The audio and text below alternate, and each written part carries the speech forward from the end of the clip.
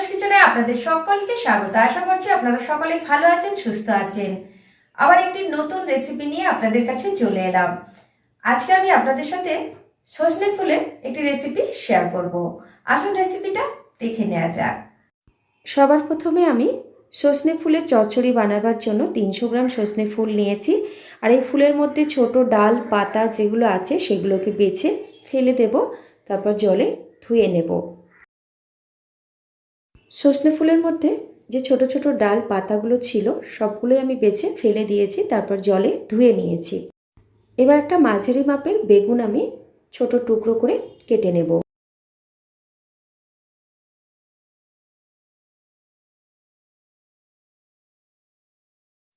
বেগুনটা আমার কেটে নেওয়া হয়ে গেছে, জলে ধুয়ে নেব।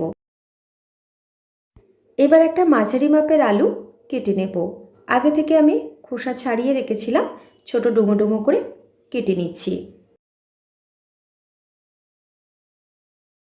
কেটে নেওয়া আলু আর বেগুন জলে ধুয়ে নিয়েছি। গ্যাস ওভেন অন করে দিয়েছি আর কড়াইটা গরম হয়ে গেছে। 2 টেবিল চামচ আমি সর্ষের তেল দিয়ে দিলাম। এই রান্নাটা সর্ষের তেলে খেতে বেশি ভালো হয়, আপনারা চেষ্টা করবেন সর্ষের তেল দিয়ে এই রান্নাটা করার।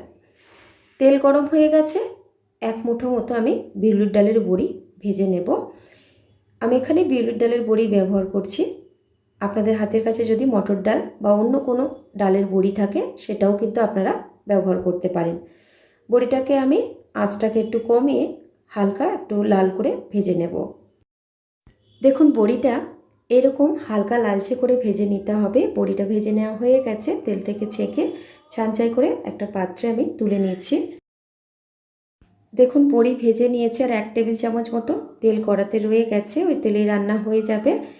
অল্প একটু আমি কালো জিরে ফোড়ন দিয়ে দিলাম। আপনারা কালো জিরে পরিবর্তে আপনারা 5 ফোড়নও এখানে ব্যবহার করতে পারেন। আর কালো জিরেটা আমি একটু ভেজে নিচ্ছি।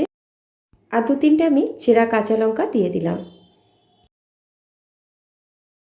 কালো জিরে কাঁচা লঙ্কাটা একটু ভেজে নিয়েছি। প্রথমে আমি আলু দিয়ে দিলাম। আলুটা একটু ভেজে নেব মিনিট খানেকের মতো। অল্প একটু লবণ আর হলুদ দিয়ে আলু ভেজে নেব। লবণ হলুদ দিয়ে খুন্তি দিয়ে নাড়াচাড়া দিয়ে মিনিট খানেকের মতো ঢাকনা দিয়ে ঢেকে দিলাম। আলু একটু ভাজা ভাজা হয়ে গেছে। এবার আমি এর মধ্যে কেটে রাখা বেগুন দিয়ে দেব। বেগুনটা আমি এর মধ্যে দিয়ে দিলাম। বেগুন আর আলু মিনিট 2 ধরে ভেজে নেব। নেড়ে চেড়ে কিছুক্ষণের জন্য ঢেকে দিলাম। দেখুন আলু বেগুন একটু ভাজা ভাজা হয়ে গেছে। এখন আমি ধুয়ে রাখা সজনে ফুল দিয়ে দিলাম। এবার খুন্তি দিয়ে নেড়ে চেড়ে দেব যাতে ফুলগুলো সবজির সাথে ভালোভাবে মিশে যায়। ভেজে রাখা বড়ি দিয়ে দিলাম। এর মধ্যে দিয়ে দেব লবণ স্বাদ মতো, সামান্য একটু হলুদ গুঁড়ো। এই রান্নার মধ্যে কিন্তু বেশি তেল মশলা লাগে না।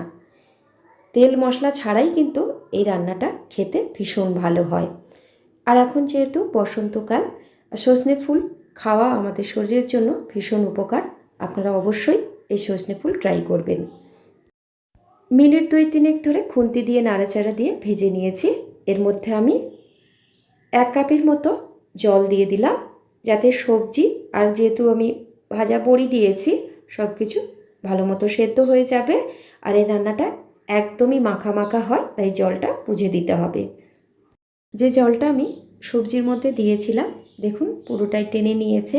আর রান্নাটা কিন্তু বেশ একদমই ড্রাই আর গা মাখা হয়েছে। এইভাবেই কিন্তু এই রান্নাটা করে নিতে হবে। আর বড়ি আর আলু খুব সুন্দরভাবে সুসিদ্ধ হয়ে গেছে। সজনে ফুল আমি কখনোই ভাপিয়ে রান্না করি না।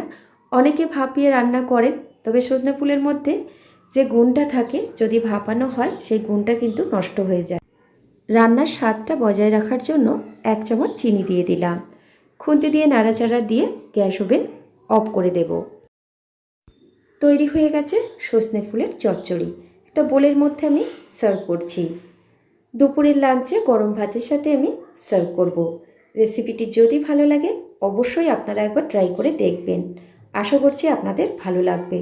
যদি রেসিপিটি আপনাদের ভালো লাগে কমেন্ট সেকশানে কমেন্ট করে আমাকে জানাবেন আপনাদের কেমন লাগলো।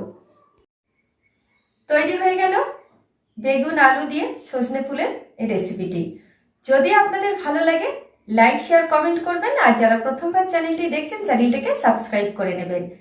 পাশে থাকা বেল নোটিফিকেশনটা প্রেস করে অন করে নেবেন, তাহলে আমি যখনই কোনো নতুন ভিডিও আপলোড করব আপনারা সবার প্রথমে দেখতে পাবেন। আর যারা ফেসবুক পেজে ভিডিওটি দেখছেন পেজটিকে ফলো করে নেবেন। ভালো খান, সুস্থ থাকুন। ভিডিওটি দেখার জন্য অসংখ্য ধন্যবাদ।